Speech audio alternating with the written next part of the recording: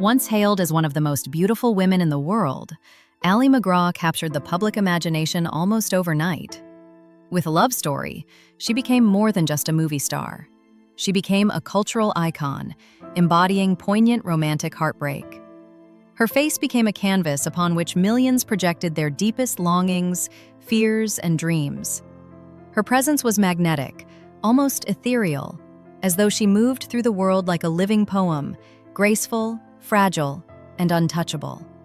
Yet behind this image of beauty and the sudden adoration was a young woman who was unprepared for the demands and complexities of Hollywood fame. Ali's rise to stardom was meteoric, burning too brightly and too fast, leaving little room for the person behind the persona to truly grow or survive. While the world celebrated the icon she had become, few ever truly saw the woman beneath the surface. Her life, much like the life of any human being, was a mixture of luminous public moments and quiet, private despair. A life that dazzled the world, but endured its own hidden hardships in solitude. The myth and the reality. From the moment she graced the silver screen, Ali was more than just a star. She was a phenomenon. People didn't merely watch her. They carried her image into their homes, into their dreams, and into their conversations. Her beauty seemed almost otherworldly, and her expressions conveyed a delicate sorrow that spoke directly to the hearts of audiences. They fell in love with her on-screen characters, projecting their own hopes, griefs, and fantasies onto her. They believed in a romanticized fragility that Ali herself never asked to embody. The reality, however, was far more complex. Ali MacGraw was not just a character frozen in time. She was a real woman thrust into fame before she had fully discovered herself. Her childhood had been tumultuous, shaped by an alcoholic mother and a distant father, which meant she had to navigate life's challenges without the kind of guidance that could have helped her endure the pressures that lay ahead. Hollywood handed her a crown, but it was built on sand, a throne with no foundation other than the world's adoration. The price of beauty. The studios, eager to capitalize on her striking features, didn't see Ali as a person with dreams, aspirations, and struggles. They saw a vessel capable of selling tickets. Her beauty, in a way, became both her currency and her prison. The world wanted to celebrate her image, but no one stopped to ask if she was okay, if she had the emotional support, guidance, or tools to survive in an industry that demanded perfection without pause. The more people projected onto her, the more invisible Ali became.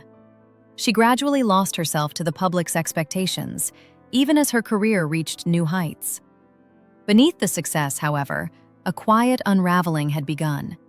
An internal erosion caused by the constant pressure, the fear of rejection, and the deep-seated insecurities she had carried since childhood.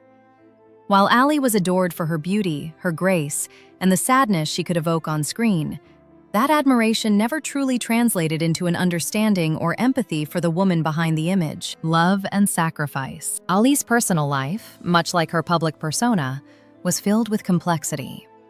Her first marriage to producer Robert Evans was often scrutinized by the media. It was a union between two Hollywood figures, but one that often seemed more symbolic than genuinely intimate. Yet when Ali left him for Steve McQueen, it wasn't the love story the public had hoped for. It was the beginning of an entirely different struggle. McQueen, a man as magnetic as he was volatile, demanded that Ali be a quiet, compliant partner, a stark contrast to the confident, independent woman she had once been. She had been celebrated for her individuality, her light, but with McQueen, she found herself shrinking, surrendering her voice and career in order to maintain the relationship. In the process, Ali gave up much of her momentum and independence.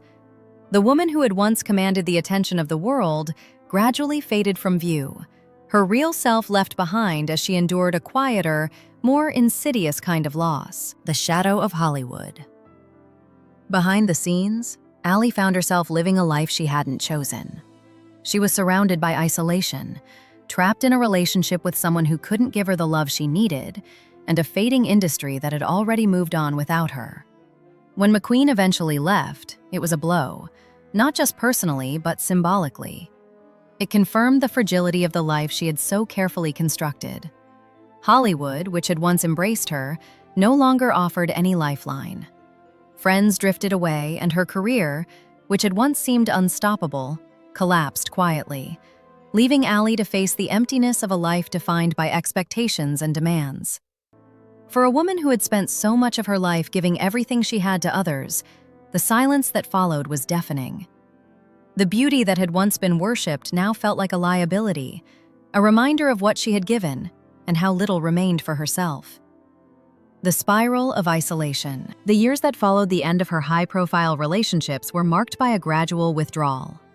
Ally turned to coping mechanisms, seeking temporary relief but finding no lasting peace.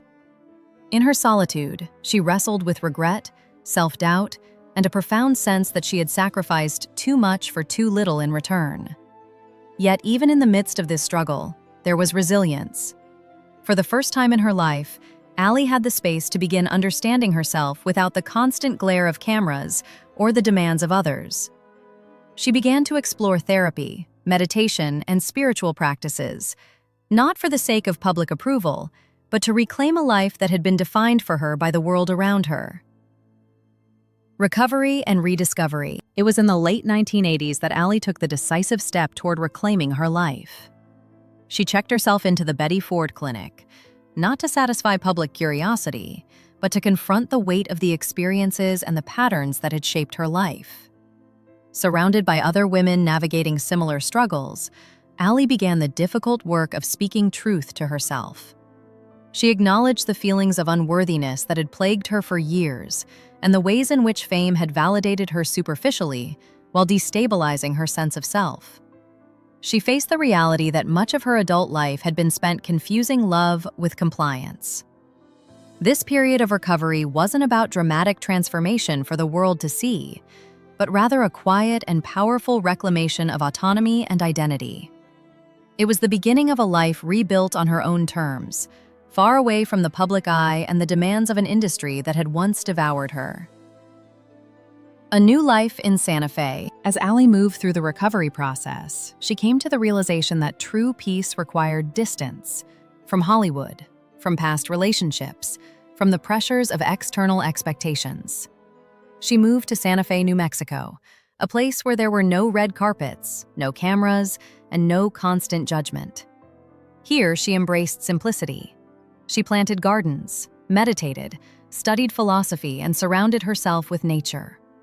Gone was the woman who had been defined by magazine covers and box office numbers. In her place stood someone quieter, softer, yet infinitely more grounded. Ally no longer sought validation from the world. She no longer needed the applause of others.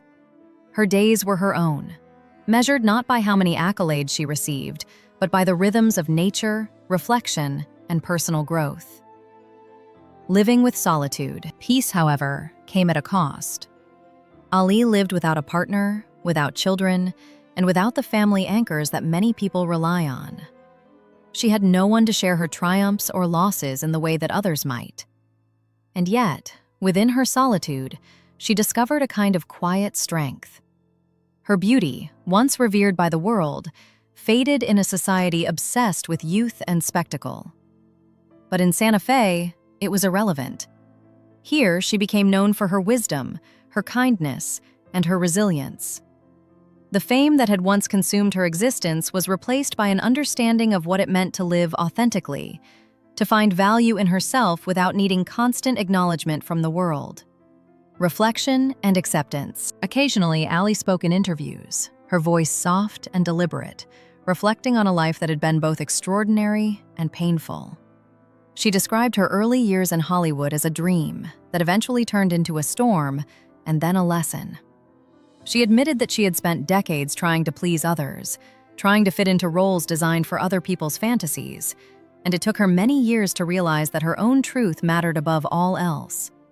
While her voice had aged, it now carried a clarity and depth that was empowering. She no longer needed the world to tell her she was enough, and yet, beneath the clarity in her voice, there remained a quiet grief. Not for her lost fame, but for the years she had spent in roles, relationships, and public expectations rather than living fully for herself. The weight of time. Even at the age of 86, Ali MacGraw's life remains one of quiet reflection and purpose. Her days are filled with simple pleasures: morning walks, reading, meditation, and contemplation. There is a haunting beauty in this stillness, a testament to a life that required resilience and introspection. She embodies the paradox of survival after spectacle.